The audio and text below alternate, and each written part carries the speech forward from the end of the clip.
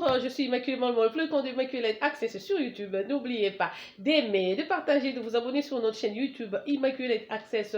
Il a en sigle pour des bilingues, pour des sentiments, pour des yé, comme j'aime le dire. En tout cas, bonjour, bisous chez vous partout où vous êtes, donc en Côte d'Ivoire, au Gabon, au Cameroun, au Sénégal, au Togo, au Lomé, au Madagascar, à Congo-Brazzaville, à Kinshasa. Voilà, bonjour, bonjour, je vous aime beaucoup. Et que mon Dieu soit avec vous ce matin. J'ai juste prévu de parler comme ça de...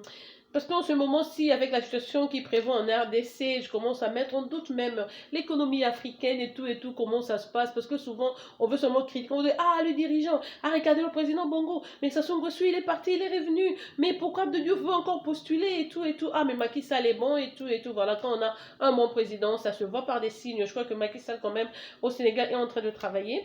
Il y a des vidéos, je ne sais pas si vous êtes abonné sur BBC Africa, ça montre beaucoup. Je venais me découvrir la Gambie, je ne savais pas que c'était si beau, j'ai vu une belle plage et tout. Ils se plaignent parce que les touristes ne sont pas là. Cette fois-ci, ils sont donc repartis dans leur pays à cause du confinement. Donc, chaque citoyen devait être dans son pays presque. Je ne sais pas comment, bon, souvent, ces touristes, c'est des étrangers, les Européens, ils ont peur. Hein. Ils disent, ah, peut-être de l'autre côté, on pourra nous soigner mieux en cas de crise et tout. Ils ont donc abandonné la plage de la Gambie et sont retournés dans leur pays respectifs. C'est donc leur choix et leur volonté. J'ai juste découvert. Je ne savais pas que cette belle plage était là. Sinon, moi qui voyage beaucoup, je serais déjà arrivée. J'allais déjà être là, j'allais découvrir. Parce que moi, je suis curieuse. Hein. Quand j'ai un beau pays et tout, avec des trucs qui vont dire, ah non, mon prochain vol, c'est là, ma prochaine donc, destination. C'est ça. Donc, si Dieu nous prête vie, je sais qu'il va me prêter vie. Donc, on finira bien par visiter la Gambie un jour. C'est donc ça. Je voulais dire comment, deux fois, donc, les États africains, je vais parler de la RDC. Parce que je ne peux pas dire que non, ce qui se passe en RDC, c'est ce qui se passe au Cameroun, c'est exactement ça en Côte d'Ivoire. Non. On a notre petite quand même différence en ce moment. Je crois que beaucoup de pays africains sont mieux organisés que la RDC. C'est pour ça, ça me fait toujours plaisir d'en parler parce que je suis congolaise et tout. Et puis, surtout pour éveiller d'autres personnes qui donnent des points de vue, qui font des analyses. Mais tu ne considères pas les autres, tu ne considères pas la souffrance. Donc, tu ne peux pas juger les gens comme ça. On a vu récemment que les musiciens congolais se sont arrangés. Ils ont dit non, voilà, ben, comment on va assister, on va apporter l'aide à notre population, faisons presque pas une nourriture, donc commencer à amener celui qui a quelque chose apporte ici, donc on va mettre ensemble et puis on va voir comment on va, parce que le vrai problème de la RDC c'est la famine. Au Congo pour manger c'est un problème, c'est pour ça même quand on était enfant là, petite, il y a Jibin Pianet qui a chanté, il y a Bisson Misu Subataba Malueka, je vais être moi na Adam Bombo l'époque on a Melakatina Manteka, oh Tina Manteka au Congo Brazzaville c'est leur rituel, tu peux pas prendre l'été et Zanga Manteka au Kenya, c'est pareil. Partout où j'ai été, vraiment le déjeuner, quand tu dois chanter la margarine et du pain comme un luxe dans un pays, ce que votre pays a un sérieux problème. Ça, je m'en dit, mais le Congo, là, on a un problème. Donc, j'ai bien envie, parce que justement, en réalité, beaucoup de familles n'avaient même pas accès au déjeuner. C'était impossible. Vous avez vu, il y a aussi 3, 4, 5 ans peut-être, quand le président rwandais, quand Paul Kagame était parti à Londres, les Congolais sont allés faire le toit. Là-bas, ils lui ont laissé des œufs. Quand il a fait son discours à son retour, il a dit quoi? Mais vous êtes en train de perdre ces œufs-là, vous en avez besoin, gardez ça pour le déjeuner, parce que vous n'en avez pas chez nous. C'est mieux de les manger, vous les Congolais, au lieu de les jeter sur moi. C'est une façon de se moquer de nous, mais quand les gens font des discours comme ça et tout, ça doit nous éveiller, ça doit éveiller notre intellect, dire, ah non, voilà, on se fait embarrasser. Quand je dis nous en général, en tant que Congolais, en tant que Congolaise. Parce que quand on attaque ton pays, tu es concerné parce que tu fais partie donc de ce pays-là. Maintenant, les dirigeants qui viennent lui dire, par exemple, que Paul Kagame nous a insultés ici. Voilà, Daipen, on réouvre. Hein. Voilà, Dokolo est parti, syndicat Dokolo, donne les papiers de ton papa, là, voilà. On réouvre, on va rouvrir ces endroits-là. Parce qu'au Congo, chaque famille peut avoir un élevage, donc un poulailler derrière la maison. C'est même pas si cher que ça. Mais juste, tellement qu'il n'y a pas de moyens, les gens strive, on se bat juste pour trouver quelque chose qu'on va mettre sous là-dedans quotidiennement. Beaucoup de gens, je vais vous dire un truc, une maman, elle vit ici, elle vit à Chicago, qu'elle a vécu. Elle louait à Kitambo. La parcelle, donc la dame qui habitait deux portes après, vous savez, le truc de la cour, non, quand il y a beaucoup de gens, beaucoup de portes qui louent et tout, cet enfant-là n'avait pas mangé. Sa maman sortait le matin, elle revenait la nuit. Elle allait chercher à manger, elle ne trouvait pas. Alors l'enfant est resté. Maintenant, la dame, l'enfant de la voisine a mangé. Elle n'a pas aimé l'odeur de la chose qu'elle a mangée, elle a vomi. L'enfant de la voisine est venu, elle a ramassé les boules de foufou que l'autre fillette venait de vomir, elle a mangé parce qu'elle venait de passer 2 jours sans manger. Imaginez à quel point un pays peut manquer des mines, les besoins des premières nécessités, incapable de nourrir sa population. Voilà que maintenant, on découvre qu'il y a des gros montants, il y a une escroquerie. C'est comme si c'était juste un groupe de gens, un pourcentage de gens qui s'est accaparé du pouvoir. Quand l'argent sort, c'est seulement à leur niveau. Ce matin, j'ai lu sur le scandale de la DGM aussi, avec Kachontal et autres personnes, les gens qui sont là. Vous savez, au Congo, pour sortir de l'aéroport, on paye 50 $, 50 $. Ça fait des années. Maintenant, le nombre de vols qu'il y a là et les gens qui arrivent et qui repartent du Congo, c'est beaucoup, beaucoup, beaucoup. Juste à l'aéroport du Congo, là, ça rapporte autant de millions pour le pays. Mais c'est de l'argent qui ne traîne pas dans une banque quelconque ou qui n'est pas investi. Parce que l'argent, même aux États-Unis, ici, on ne le laisse pas en banque et ça reste seulement comme ça. Non, non, non, non. Ici, d'ailleurs, les Américains, ils n'ont pas, c'est juste des chiffres sur ordinateur comme ça. Il n'y a pas d'afflux d'argent sur les rues comme ça que quelqu'un peut jouer avec les billets. Ici, le gros billet, c'est celui de 20 $. Quand on te voit avec 50 $, 100 $, des gens soupçonnent. On doit même vérifier pour voir si c'est un bon billet. Parce qu'on sait que ce sont les gens qui viennent hors des États-Unis, nous qui n'avions pas de respect pour l'argent, qui jouons avec ces gros billets. Ici, aux États-Unis, non, non. 100 $, en tout cas, tu dois être étranger pour l'avoir dans tes poches comme ça. Ici, le gros billet, c'est 20 $. Et alors, dans une situation pareille, donc tu vois que beaucoup d'argent entre donc à l'aéroport de Njili. Cet argent-là doit être normalement, c'est à la responsabilité de la DGM jusque-là, parce que c'est la DGM qui est en tête de tout ce qui se passe à l'aéroport. Quand ça va, on doit normalement déposer ça en banque, et puis après on doit voir comment investir, laisser quoi, faire quoi avec ça et tout, mais non. Mais il y a tout un groupe de gens, j'ai vu, donc il y a le ministre du budget, il y a ses subalternes, il y a d'autres personnes qui ils font des va-et-vient chez le monsieur, donc de la DGM, ils récupèrent l'argent en fin de compte. Il y a une autre dame qui est là, maintenant il y a une dame de la DGM qui est là, qui a toutes les preuves possibles pour montrer comment cet argent-là disparaît. C'est insensé, parce qu'on a un pays vraiment qui est en brèche. Ça nécessite des travaux sérieux. Donc, on débourse l'argent pour tel travail, ou bien quand il y a un projet. Je ne sais pas si vous croyez que la main doit tomber du ciel. Même les pays qui sont vraiment très développés aujourd'hui, ils ont beaucoup travaillé. C'est quelque chose de beaucoup de volonté. Pour avoir cette volonté-là et de caractère pour réaliser, tu dois avoir de l'amour de ta patrie. Quand tu regardes ce qui se passe au Congo, c'est comme si ces gens-là ne sont pas vrais Congolais, ou bien comme s'ils n'ont pas connu la crise à l'époque de Mobutu, ou tout ce qu'on a connu avec Kabila, le papa Kabila, juste l'histoire du Congo en soi. Ça doit faire de nous des meilleures personnes. Nous devions changer. Quand il y a une opportunité, tu n'as pas toujours à saisir l'opportunité en volant tout, tu amènes à l'étranger. Quand tu amènes à l'étranger, tu vas dépenser là-bas. C'est cet argent-là que tu donnes à l'étranger, mais qu'est-ce que tu laisses dans ton pays? Qu'est-ce que tu laisses dans la banque dans ton pays? Comment on va mettre une structure en place qui pourrait, par exemple, s'occuper de la santé, de l'économie, du social du pays? On est en train de se tuer nous-mêmes, on s'entretue. Parce que si tu aimes tes compatriotes, tu ne vas pas détourner autant d'argent. Juste laisser la population à la merci de l'univers. Pendant que toi, tu es là en train de prendre des champagnes et tout, et les autres là sont en train de croupir. C'est pour ça que vous voyez maintenant les individus. Quand vous voyez le monsieur, par exemple, Abed Achour, en train de faire des actions comme ça, aider les gens, parce que c'est un Congolais, en fait, je vais corriger, hein. Un monsieur m'a dit non, mais c'est un Libanais, non, Abed Achour, c'est un Congolais, il est né à la clinique Galima. Je suis tombée sur son documentaire hier, je suis vraiment fière de lui. C'est pas un gars comme beaucoup de gens croient qu'il est dans de l'argent sale et tout, non, non, non. On a vu dans l'histoire de son pays, son grand-père, leur vie avant, c'est grâce à la persévérance qu'il est là où il est. Je crois qu'il a un bon son, donc génétiquement, c'est par ses grands-parents ont passé ça en lui. D'ailleurs, ce qu'il fait dans le pays, même l'État lui-même ne le fait pas. Donner du boulot aux gens comme ça, 10 entreprises et tout. Il a autant d'employés. À part ça, grâce à son altruisme, il est toujours là en train d'aider les gens. Quand tu vas frapper à la porte, il donne. J'ai compris maintenant, mais le monsieur, mais pourquoi il donne comme ça et il joue. De fois, on dit qu'il joue avec l'argent. Il joue pas en fait, c'est juste.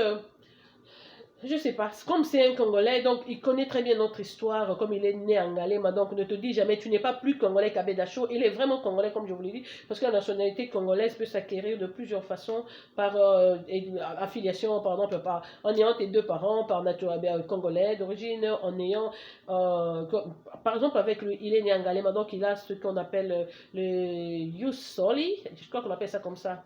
C'est un latin, J-U-S, je crois que c'est Jus Soli. Le fait d'être né sur une terre quelconque te procure, donc, t'octroie la nationalité de cette terre-là, comme aux États-Unis. Nous qui avions eu des enfants ici, nos enfants ont la nationalité américaine. Et nous qui avions vécu ici plus de 5 ans, donc on se naturalise aussi, on devient américain. Et quand tu deviens américain, tu es américain, tu fais partie de la société, tu acceptes tout ce qui se passe et tout.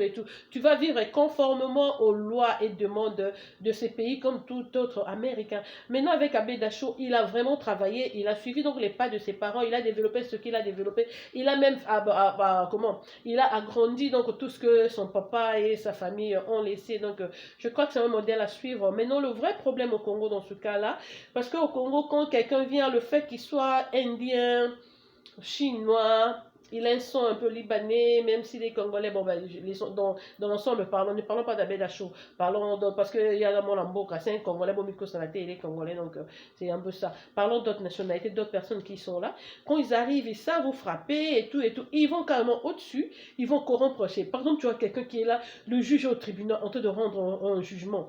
Et puis, c'est le coup de fil qui sonne, c'est par exemple le président de la République qui te dit, fais gaffe avec ce dossier-là, tu oublies, ne mets pas ta tête et tout. Voilà. Quand il te dit comme ça, il a déjà reçu des millions auprès du monsieur de l'Indien, du Libanais, du Pakistanais qui est là et tout. Et si toi, le pauvre magistrat, tu rends ton jugement au détriment du monsieur qui a déjà corrompu le président, tu risques de ne même pas te réveiller le jour suivant. C'est ça la réalité du pays. Et c'est triste. Parce que quand vous faites de l'injustice et tout, je dis aujourd'hui, il y a beaucoup de Congolais qui agissent par altruisme. C'est juste, ils ont pitié, ils regardent, mais ça, ce sont des gens comme nous. C'est juste des gens qui n'en ont pas. Comme le gouvernement ne fait rien pour eux, mettons ceci ensemble, achetons quelques sacs de sucre, de riz et d'autres histoires pour la population, ils vont donner aux handicapés. Et tout. Évidemment, même la ville de Kinshasa est tellement grande, avec 15 millions, de 15 à 20 millions d'habitants, c'est juste un nombre, je sais pas, inimaginable. Comment tu vas faire parvenir la nourriture partout? Maintenant, ce qui se passe aussi avec ces gens qui font d'actes d'altruisme, donc dans la société, ils ont des NGO, des ONG, excusez-moi, ils ont des ONG et des fondations et ils ont l'habitude, quand ils vont partager leurs histoires, c'est comme s'ils savent déjà, ils ont un groupe. Ils savent par exemple que moi je suis de Lemba, ma charité, ceci, je vais amener dans mon quartier. Moi je suis de Banda, je fais ça pour Banda. De Kitambo, je fais pour Kitambo et tout. Et les gens qui sont dans les zones, dans les milieux sphériques de Kinshasa n'auront rien. Parce que dans leur quartier, ils n'ont jamais eu de célébrités, ils n'ont jamais eu un chanteur ou quelqu'un qui puisse arriver à un niveau élevé du pays. Il n'y a personne qui a une ONG, il n'y a personne qui a une fondation. Donc, du coup, ils sont la victime. Ils restent à leur propre merci. Et c'est quoi? C'est la débine. C'est des infections, c'est des maladies, c'est des maladies nutritives. Ils vont pas bien et tout. C'est des décès, vous enterrez. Je fais partie de ce quartier-là. J'ai vu mon papa enterrer autant de gens. Quand quelqu'un meurt, la famille n'a rien. Pas de drap, pas de cercueil, pas de nourriture, pas à manger. Alors, mon papa, comme nous, on est à 11, on est maintenant à 10, il y a mon frère qui est décédé. Et parmi nous, je crois qu'on est 7 ou 8 à l'étranger, 2 aux États-Unis, 3 en France, 1 à Londres, l'autre là, dans un autre pays, je ne vais pas citer. Ouais. On est, je crois que 7. C'est même pas 7, on est 9. Hors du pays, on est 8. 8 hors du pays, excusez-moi. Ah, c'est ça quand je fais partie d'une grande famille. Donc, on est hors du pays.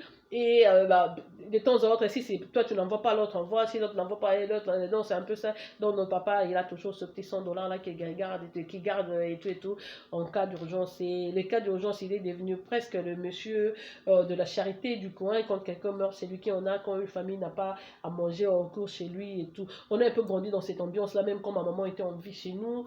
Ma maman nous a toujours dit que non, tu peux pas manger et jeter la nourriture qui reste dans la poubelle. Tu sais pas quel invité viendra frapper à ta porte la nuit qui n'avait pas encore mangé à cause du voyage et tu dois être capable de recevoir tes gens en leur donnant à manger. J'apprends ça aussi à mes enfants. Je leur dis non, je sais qu'il y a la nourriture et tout, mais quand vous avez laissé, ne jetez pas. Alors ce jour-ci, je leur dis, croyez seulement aux familles qui sont en Afrique qui n'ont rien. Même pour respect, pour ces gens-là, garder. Mais voilà que maintenant, c'est le confinement. Même des gens qui ont l'argent ne savent pas faire le transfert. Même si tu as la bonne volonté, tu peux assister, tu ne peux pas parce que maintenant, tout est fermé, tout est coincé. En tout cas, je me dis que c'est un temps de réflexion, comme je le dis à tout le monde. Quand ce vent va passer, disons que c'est l'enlèvement qui se fera, ou bien on va entrer donc dans un nouveau monde. Soyons des bonnes personnes. Soyons des bonnes personnes. Tu ne peux pas mettre le matériel devant. Tu ne feras pas mal en ton voisin encore du matériel. Aujourd'hui, nous sommes tristes, nous tous Africains. On a vu comment on a fait, comment on est en train de faire des guerres pires tous les Africains de leurs appartements en Chine. Et puis, on veut leur demander d'aller s'installer dans les hôtels, tout simplement parce qu'ils qu'ils savent que ces Africains-là sont des businessmen, ils ont des cash sur eux. Quand ils seront dans les hôtels, ils vont payer leur chambre et ils vont donc, la Chine va donc récupérer l'argent. Et puis après, quand tu n'as pas d'argent à payer dans l'hôtel, qu'est-ce qu'on va faire? On va te demander de quitter. Du coup, ils vont se retrouver FDF en plein Chine. Tu ne vois pas la Chine mettre un avion pour retourner. Ces gens-là, ils disent que les Africains sont là de différents pays et tout. J'étais fière de voir le consul nigérian qui était là faire face avec eux. Là, dit non, non, non, ça, ce sont mes gens. Si vous voulez être demain, même l'avion vient, ça va chercher mes gens. Pour le cas du Congo, on a vu le document sur Eric Mandala qui est allé chercher les 840 ou 823 personnes qui dormaient à l'aéroport à même les sols. Et l'État ne dit rien.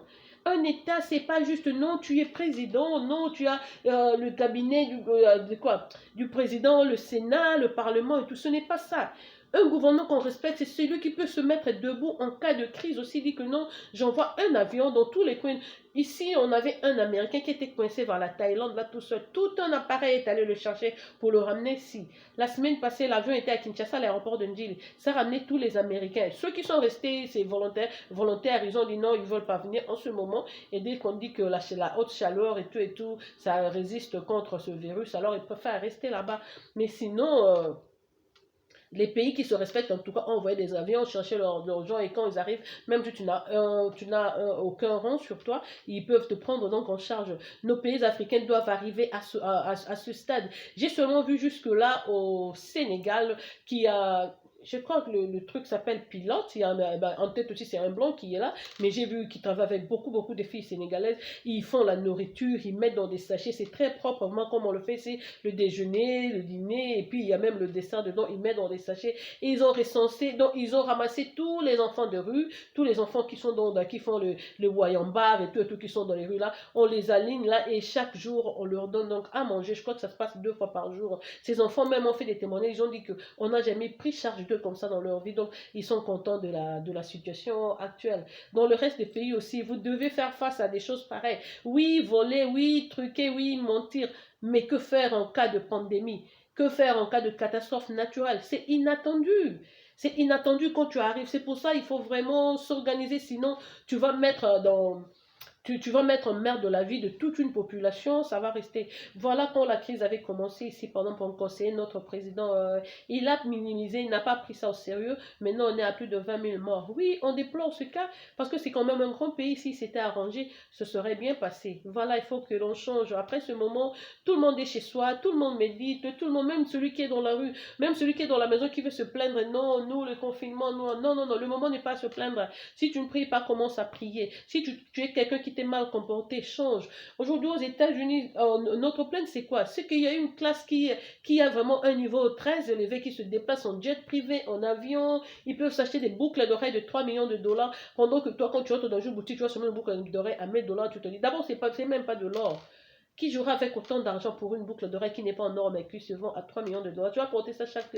Nous, les dames, nous sommes très capricieuses. Même les boucles d'oreilles que j'avais hier, c'est pas ce que j'aurai aujourd'hui, après, demain et tout et tout. Ça vaut pas la peine de mettre autant de temps, autant d'argent pour une paire de boucles d'oreilles pendant que les gens dans la cité, par exemple à New York, là, on a autant de SDF, on a autant de shege. Vous n'avez jamais vu des shege comme ce qu'il y a aux États-Unis. Donc, il faut vraiment que le système change. On n'a pas bien conduit ce pays. Et quant à notre président là au Congo, il faut mettre du sérieux, il faut mettre du sérieux. Les gens qui vous entourent, ceux qui travaillent avec vous, doivent aussi être des gens sérieux. Sinon, ils vont tous vous tirer vers le bas, donc vous tomberez tous ensemble. Parce que vous avez de la chance, parce que la population congolaise n'est pas, comment le dire, n'est pas très... ce ne sont pas des bandits, ce ne sont pas des voyous. Ils peuvent parler, ils se plaignent un peu, mais ils attendent quand même le changement de votre part. Et vous ne le faites pas, qu'est-ce qu'ils font? Ils se retirent, ils continuent à prier comme ils font. Je ne sais pas, petit à petit, peut-être l'oiseau fait son nid, comme on dit, et voilà, on voulait que le ciel vienne trouver solution pour ces gens. Voilà qu'aujourd'hui, on a mis une clé. Mais non, tout le monde, non, non, moi ici, si on m'a arrêté, l'intervention viendra. Oh non, moi, Kagame, on verra. En ce moment-ci, même si on arrêtait président Kabila, je ne pense pas que Kagame dira quoi que ce soit ou l'aide viendra. Parce que le monde est en confinement, tu ne peux pas te déplacer. Et celui qui va douter qu'il pourra s'entêter, en ce moment, pareil, vous allez voir que s'il prend l'avion, Dieu peut même. Donc tu t'entêtes devant la volonté de Dieu qui dit qu'il doit fermer le monde comme ça, vous pouvez changer, vous devez changer votre façon d'être. le respect de l'humain. La personne à côté de toi, c'est une personne comme toi, tu le traites avec respect. Pourquoi continuer avec le racisme? Ici, la façon dont on nous fait travailler, nous qui sommes venus d'Afrique, on se dit, mais ça c'est toujours l'esclavagisme. Ils ont juste déshabillé Pierre pour habiller Saint-Paul. Comment travailler comme ça? Tu vas vivre comment? Physiquement exhausted. On se fatigue. Mais ils sont en train de faire la course contre quoi? Même dans les petites chansons, on dit tout passera, c'est seulement la parole de Dieu qui restera. Et c'est ici qu'on a enlevé la religion dans les écoles des enfants. Et ben maintenant, on est là, c'est juste la main de Dieu qui est là, qui est en train de travailler. Épargnons nos bouches, ne disons pas du mal, ne souhaitons pas du mal à d'autres personnes et tout. Mais un jour, si la vie reprenait, par exemple, aujourd'hui, on nous parle aux États-Unis qu'on sera comme ça en confinement jusqu'en 2022. Imaginez, 2 ans restés dans la maison, sans sortir, les parents, les enfants et tout. Et quand on sortira de là, ça sera un autre monde. La vie ne sera plus ce qu'elle était, ce qu'elle venait d'être. Donc, soyons des bonnes gens et tout. C'est donc le message que je voulais passer aujourd'hui. Il faut apprécier les bonnes actions, les gens qui font du bien, les gens qui font... Et puis imiter. Quand quelqu'un est bien, il fait quelque chose que tu apprécies, qui te plaît, tu peux aussi imiter, faire pareil prochainement ou même faire mieux que cette personne. En tout cas, pour clore je dis encore, en tout cas, vraiment fier d'Abbé Dachou. J'espère qu'il n'y aura pas que lui. On aimerait avoir des gens comme lui, une centaine au Congo. Parce qu'au Congo, on n'a pas des grands riches, on n'a pas des vrais riches. Les gens n'investissent pas tout simplement parce qu'entre nous, déjà, on ne s'aime pas. Comme je vous l'ai dit sur une autre vidéo, il y a un Congolais qui a quitté les États-Unis pour investir au Congo jusqu'à aujourd'hui. Il est même coincé là, même en tant que, même en ce moment de confinement, il a refusé même de prendre l'avion qui est venu le mercredi passé. Il est toujours au Congo. Mais ça fait 1 année qu'il est là. Il essaie d'ouvrir une société pharmaceutique pour faire des produits qui vont, juste en ouvrant, déjà, ça va donner de boulot aux femmes, aux hommes et tout et tout. Ça va faire partie du développement du pays, mais on lui fait marcher juste pour des papiers, on ne veut pas qu'on lui donne ceci, cela. On voit la femme du président, ah non, il faut mettre quelque chose, moi aussi j'ai ma fondation. Mais on mettra quelque chose après que le boulot ait commencé. C'est pas que ces Américains qui viennent d'ici, ils vont sortir l'argent de leur poche. D'abord, ils n'ont même pas cet argent. C'est un groupe de gens, ils ont mis autant de millions ensemble, ils veulent ouvrir cette compagnie pharmaceutique là-bas. Oui, il faut accepter que le travail d'abord doit primer, puis la corruption après. Il y a beaucoup de choses qui vont changer parce que vous avez ces millions-là. Aujourd'hui, on voit les gens mourir et laisser autant d'argent en banque. Ça ne vaut pas la peine. On va grandir et on saura vivre mieux quand on va se mettre à minimiser le matériel. Voilà qu'on a passé autant d'années à faire des fusées pour aller les missions Apollo, à faire des bombes, à faire des mitrailleuses et tout pour amener en guerre. Mais voilà que maintenant on se bat contre un truc que les yeux ne savent même pas voir. Et la solution c'est juste le savon monganga qui est la massavko là. Juste avec le savon monganga là tu te laves la main, le microbe s'en va, tu nettoies aussi ton visage, tu nettoies les habits, même avec le savon, mais ça tue ça. Et voilà, autant d'années, autant de siècles à mettre l'argent dans les départements qui ne valaient pas la peine. Parce qu'on doit apprendre vraiment à comprendre quand on dit que non, tout passera, seulement Dieu restera. Parce que lui, il est éternel, c'est son monde, c'est lui qui nous envoie, c'est lui qui nous récupère. Il peut encore nous envoyer en mission et tout et tout. Donc, en tout cas, mon conseil ce matin, soyons des bonnes personnes, soyons des rôles modèles dans la société, faisons des exemples, donnons des exemples à ceux qui sont moins âgés que nous. À nous autres, nous ne sommes pas financièrement stables, on n'a pas assez d'argent, mais les idées sont là. Au moins, on passe le message parce que l'information aussi est très utile pour le développement d'un pays. Il y a des gens qui ignorent carrément parce qu'ils n'ont pas d'information et quand il y a l'information, ils peuvent donc utiliser votre information pour changer dans différents secteurs. Voilà le message que je voulais partager ce matin à vous, Mendeko. Grave, j'ai oublié ton nom, tu es en Chine. Bonjour, bisous mon frère. Et il y a d'autres personnes que j'ai eues. En tout cas, quand je vois les gens commenter sur mes vidéos, ça me fait un plaisir quelconque. Ça fait vraiment un plaisir en fait. Même quand je regarde sur email, on dit je vais dire moi j'aime te voir, je te suis apporté de la Chine et tout et tout. En tout cas, que Dieu te garde là où tu y es. Aujourd'hui, j'ai reçu le message de quelqu'un de Congo Brazzaville. Que Dieu te garde aussi là où tu y es. Et donc, ça va aller. On va surmonter tout ceci ensemble. N'oubliez pas que we are all in this together. Donc, jusqu'à ce que Dieu décidera autre chose dans la vie. Donc, on va continuer. Voilà. C'est votre soeur Yva Maman qui vous aime, qui vous chouchoute et vous apprivoise à outrance. Je reviendrai demain avec une autre vidéo. Une excellente soirée chez vous. Bye.